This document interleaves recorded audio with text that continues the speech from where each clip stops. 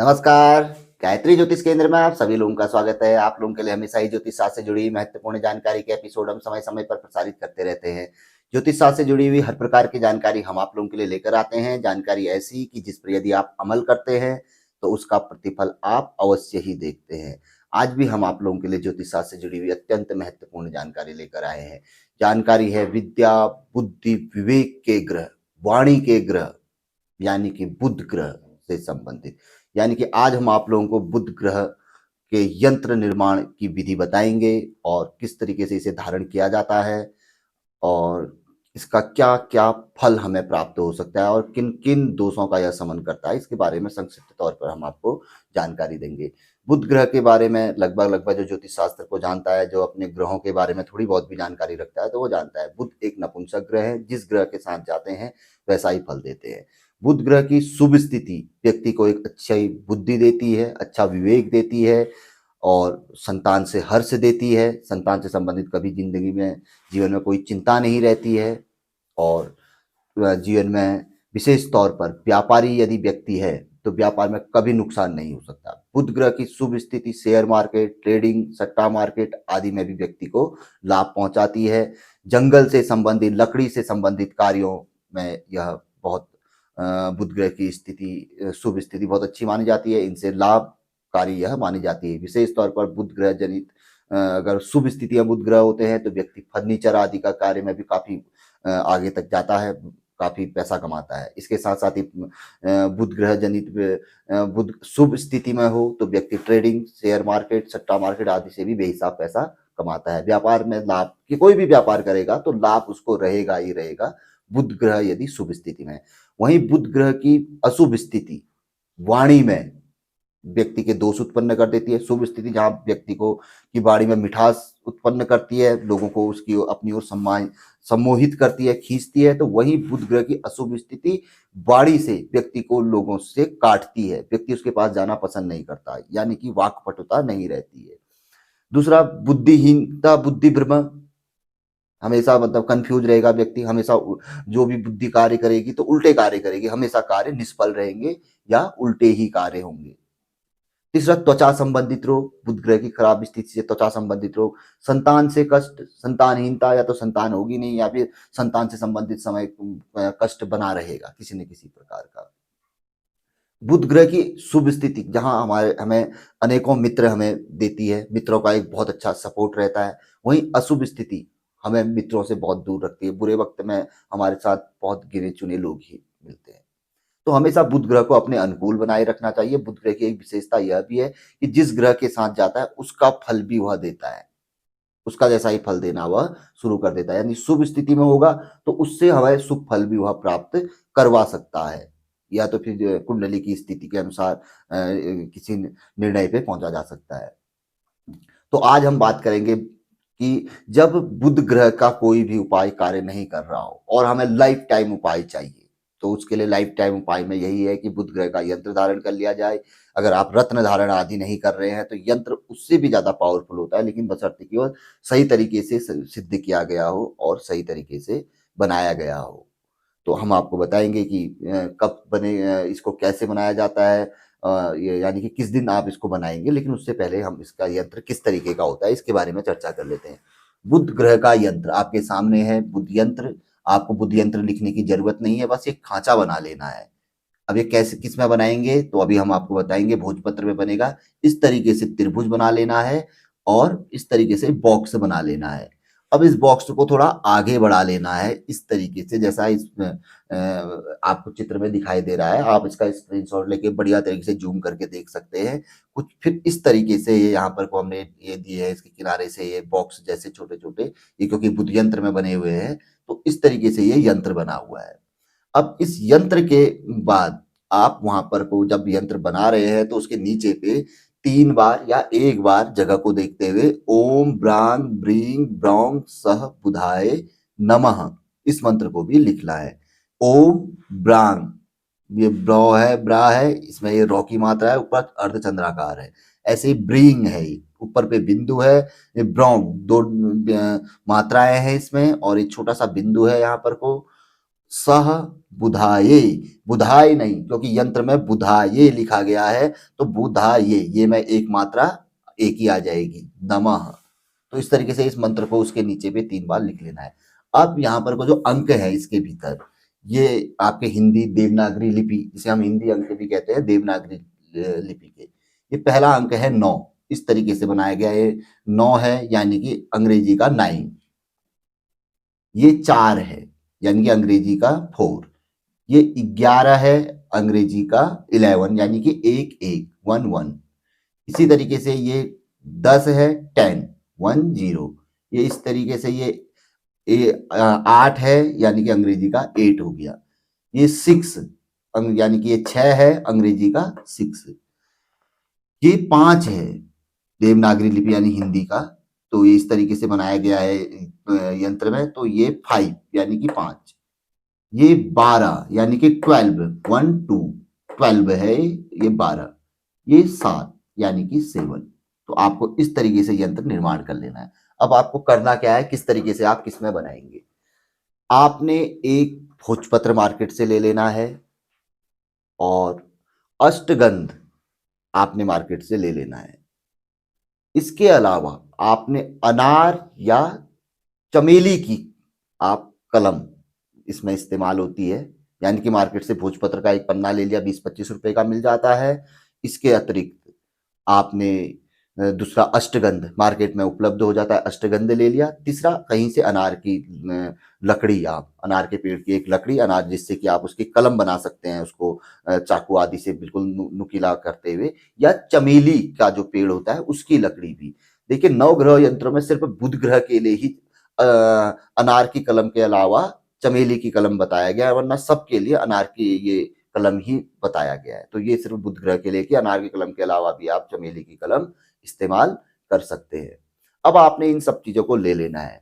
अब आपने क्या करना है, किसी बड़ी गणेश चतुर्थी के दिन या किसी भी महीने की गणेश चतुर्थी के दिन, आप कृष्ण पक्ष की भी ले सकते हैं, शुक्ल पक्ष की भी ले सकते हैं, या फिर किसी शुक्ल पक्ष के बुधवार के दिन, कोई अच्छा बुधवार आ रहा है, कोई अच्छी पर्व पड़ रहा है, तो उसको भी आप ले सकते हैं।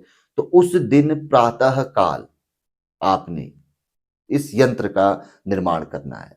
आपने प्रातःकाल नहा धोकर 1-2 दिन पहले से पवित्रता का ध्यान रखना है, लहसुन प्याज तामसी चीजों का सेवन नहीं करना है, गंगा जल गोमूत्र से स्नान कर लेना है।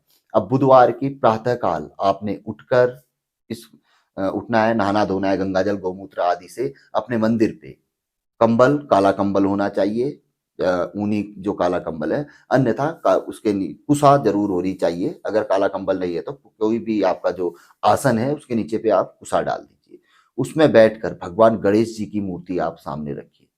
तो वहां पर कोई इस यंत्र का जो यंत्र दिया गया है, इस यंत्र का निर्माण आप करिए। अब आपने जो अष्टगंध है उसको किसी पात्र में गंगा जल या शुद्ध पवित्र जल से उसको घोलकर उसकी स्याही बना लेनी है, और बस हो गया। भोजपत्र पे आपको आराम से इस यंत्र को वो कर लेना है। इसके बनने के बाद आप इसमें टीका चंदन आदि थोड़ा सा फूल रख लीजिए, भगवान गणेश जी की मूर्ति के समीप इसको भी रख लीजिए, और उसमें फूल आदि चढ़ा दीजिए। अब आपने यहाँ पर को बुध ग्रह के 9000 मंत्र माने गए हैं, 9000 मंत्रों का आपने जाप करना है। 9000 से कम नहीं होने चाहिए, ज्यादा चल हो जाए कोई दिक्कत नहीं। आपने ऐसा अपना मतलब जो तोड़ बनाना है कि आपका आपने बुधवार से, इसी गणेश चतुर्थी से क्या, जिस दिन से भी शुरू किया कि अगले दिन जब आप इसका समापन करें तो उस दिन बुधवार ही पड़े या कोई गणेश चतुर्थी पर्व आदि ही पड़े। तो आपने जो प्रतिदिन इसकी मालाएं जापनी है, रुद्राक्ष की माला से आप इसका जाप कर सकते हैं, कोई दिक्कत नहीं है। तो रुद्राक्ष की माला सर्व सुलभ है, किसी भी ग्रह के मंत्र के लिए आप उस रुद्राक्ष की माला से जाप कर सकते हैं। तो आपने अपना ऐसा बना ले, भाई आप 1 माला कर रहे हैं, 3 माला कर रहे हैं, 5 माला कर रहे हैं, रोज कलेक्ट कर दीजिए कि आपके कितने मंत्र हो गए।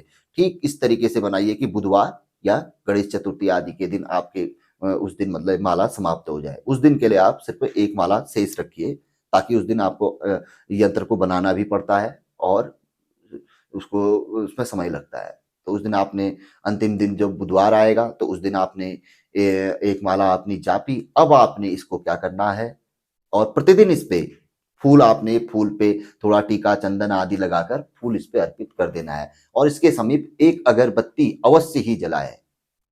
प्रतिदिन एक एक अगरबत्ती, वो साक्षी रहेगी कि यहाँ पर को आपने मंत्रों का जाप किया। जिसमें आप मंत्र जाप करते थे उससे पहले वहां पर कोई एक कोई प्लेट आदि में स्टैंड आता है, उसमें अगरबत्ती लगा दी ताकि उसकी जो राख है प्रतिदिन उसी में पड़ी रहे। अंतिम दिन अब आपने क्या करना है, आप चांदी सबसे बढ़िया माना जाता है किसी भी यंत्र के लिए, चांदी को इस्तेमाल। इसके अलावा कांसा का इस्तेमाल आप कर सकते हैं, कांसे का अगर भी यंत्र बनता है तो, नहीं तो आप सिर्फ चांदी का यंत्र बना लीजिए। यह ताबीज बीज यंत्र जो होता है जिसमें कि आप भोजपत्र को डालेंगे, इस तरीके से का यंत्र पहले से बनाकर आप रख लीजिए। हो सकता है तो उसमें बाहर से भगवान गणेश की फोटो गुदवा लीजिए चांदी के यंत्र में। तो उस पे आपने उस दिन प्रातःकाल इस भोजपत्र को फोल्ड करके डाल देना है। थोड़ा सा आपने इस पे जो आपकी साक्षी राख है, अगरबत्ती जो आपने वहां पे जलाई है सुगंधित, उसको आपने उसमें डाल देना है। अब आपको इससे पहले मार्केट से जब आप अन्य सामान ला देते हो उस दिन आपने लाख कहते हैं, जो ज्वेलर्स के यहाँ भी मिल जाती है और अन्य जगह पूजा पाठ वाली सामग्री वाली दुकानों में भी मिल जाती है और अन्य जगह भी सुलभ रहती है, लाख ले आनी है। तो लाख को भरने का तरीका होता है बड़ा आसान होता है। मोमबत्ती को लगाकर उसको गलाया जाता है, उसको पिघलाया जाता है और उसमें भरा जाता है। जब वो पूर्ण भर जाता है तो उसको किसी तांबे के पात्र में घिसा जाता है उल्टा करके फटाफट, ताकि वो बिल्कुल ठोस हो जाए। बस इस तरीके से वो ठोस हो जाता है अगर आप ऐसा करना चाहें तो। और उसको फिर बाहर से आप किसी हरे कपड़े या उसके बाहर से फिर काले कपड़े में और अंदर से डोरी फंसाकर सील कर धारण कर सकते हैं। चाहे तो अगर आपको लगे कि मतलब कहीं आपने अगर ठोस किया है, लाख से ठोस की कभी खुलने की संभावना नहीं है, तो आप वैसे भी उसको पहन सकते हैं। उसमें हुक तो दिया ही रहता है जो लॉकेट बनाते हैं ज्वेलर्स, नहीं तो उसको आप सील लीजिएगा। अब अगर आप ऐसा नहीं करें तो उस भोजपत्र को फोल्ड कर उसमें थोड़ी सी राख रख किसी कांच की पन्नी रैपर, जिससे कि पानी उसके भीतर न जाए, वो सुरक्षित रहे। इस तरीके से रैपर कांच की पन्नी जो बैन है जिसपे पोलोथीन जिसे कहते हैं, तो उस पे आप क्या कहते हैं, अगर ये मिल जाती है आपको सुलभ है तो उस पे आप क्या कहते हैं, उसको फोल्ड करके उसके बाहर से कोई हरा कपड़ा एक छोटा सा, उसके बाहर से काला कपड़ा लपेट कर उसको बढ़िया तरीके से अंदर से काली डोरी फंसा लीजिए। तो अपने हाइट की देख लीजिए कि कितने हाइट में आप पहनना चाहते हैं, बस उसको सील कर आप रख लीजिए। थोड़ा सा गंगाजल गोमूत्र, वैसे वो पवित्र है मंदिर स्थल, फिर भी गोमूत्र आपने नहाया ही है, फिर भी थोड़ा बहुत छिड़काव कर लीजिए, कोई वो रही।